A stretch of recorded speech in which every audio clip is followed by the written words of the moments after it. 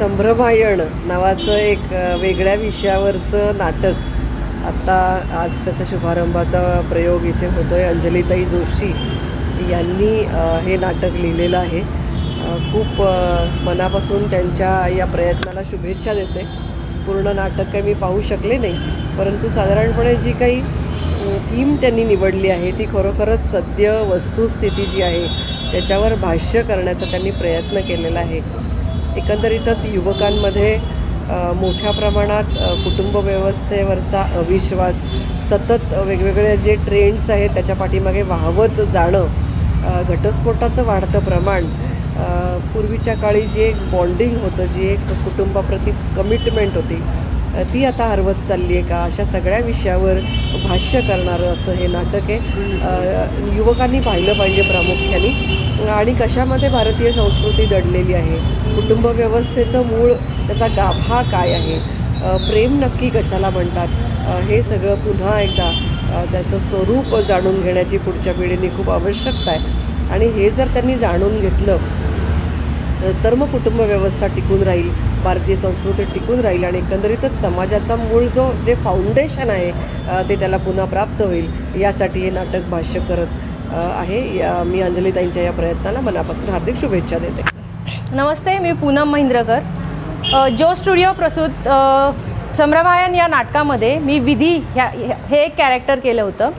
आमचा जो मूळ मुद्दा होता ना, की जेनझीजला आणि त्यांना एक परिवर्तन घडावं, याचं अनएक्सपेक्टेड असं मला एक रिझल्ट आला. काही मुली आल्या होत्या माझ्या जवळच्या, त्यांच्यापैकी एक मुलगी माझ्याकडे आली आणि मला बोलून गेली की हो, आमच्या एका ग्रुपमधल्या मुलीचा थोडासा माइंडसेट का होईना चेंज झालेला आहे. आणि मला असं खरंच वाटतंय की ही आमच्या शुभारंभाच्या प्रयोगाची एक पावती आहे की ॲटलिस्ट सुरुवात तरी झालेली आहे. So thank you so much. आणि मी सगळ्यांना म्हणजे अगदी जेनझीजला असं काही नाही, मी सगळ्या पिढींना एक आवाहन करते की हा जो नाटकाचा प्रयोग आहे असेच खूप सारे प्रयोग चालू होत राहोत आणि त्याच्यातून परिवर्तन घडत राहोत. थँक्यू. लेखिका म्हणून असतो. हो, माझं नाव अंजली शैलेश आणि जोश स्टुडिओने प्रस्तुत केलेला आज आमचा पहिला शुभारंभाचा प्रयोग होता भरतनाट्य मंदिरमध्ये 5:45 वाजता. त्याला विशेष अतिथी म्हणून आम्हाला मेधा कुलकर्णी मॅम, आपल्या खासदार मॅम पुण्याच्या कर्वेनगर एरियामधून आपल्याला मॅम आल्या आणि त्यांनी खूप सुंदर आपल्याला ऑब्झर्वेशन्स दिली. सो नाटकाला खूप सुंदर प्रतिसाद मिळाला. लोकं जरा कमी आली ते ठीक आहे, पण आपल्याला पुढचे सगळे शो फुल करता येण्यासाठी तुमच्या सगळ्यांच्या प्रतिसादाची, रिॲक्शन्सची आणि रिव्ह्यूजची प्रचंड गरज आहे. सो जोश स्टुडिओचं हँडल आहे @studjosh आणि तिकडे तुम्हाला आमचे सगळे बाईट्स दिसतील, नाटकाचे थोडे शूटिंग्स कळतील. आणि विषय असा आहे की ज्याचं आत्ता कौतुक लोकांनी करायला सुरुवातच केली आहे. आम्हाला 15 ते 20 बाईट्स आत्ता असेच मिळालेले आहेत की विषय हा काळाची गरज आहे. जुन्या आणि नव्या पिढीला एकत्र येऊन काय नव्या पद्धतीने कस्टमाइज्ड मॅरेज आणि रिलर्निंग ऑफ द मॅरेज करता येईल याच्यावर सगळ्यांना जागृती आणणं हाच आमच्या नाटकाचा मूळ मुद्दा आहे, ज्यात आमची सगळी टीम खणखणीत नाण्यासारखी आज वाजली आहे. Hats off to our team, Josh studio. Thanks to all of you, thanks to all of you. Hip hip पुर्रे.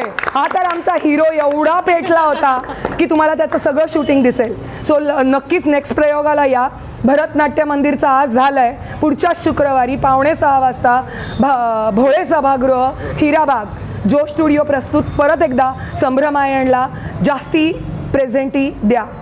आपला परिचय द्या आणि जे संभ्रमायण नाटक तुम्ही बघितलं तर तुम्हाला कसं वाटलं त्याबद्दल? असाच परिचय मी एकाला विचारला होता, तर तो म्हटला माझा परिचय, म्हणून मी विचारतो तुम्हाला परिचय द्यायचा का. अमिताभ बच्चन सुद्धा परिचय देतो किंवा अमिताभ बच्चन. मी संपादक सागवेकर.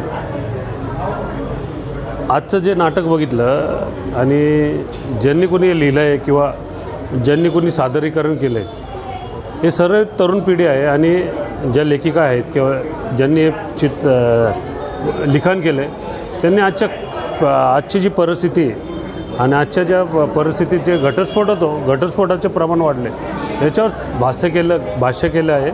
आणि आजच्या येणाऱ्या पिढीला कुटुंब किती महत्त्वाचं असतं आणि म्हणजे आमची पिढी जी जगली, जी कुटुंब व्यवस्था, ती आजची पिढी विसरून गेलेली आहे.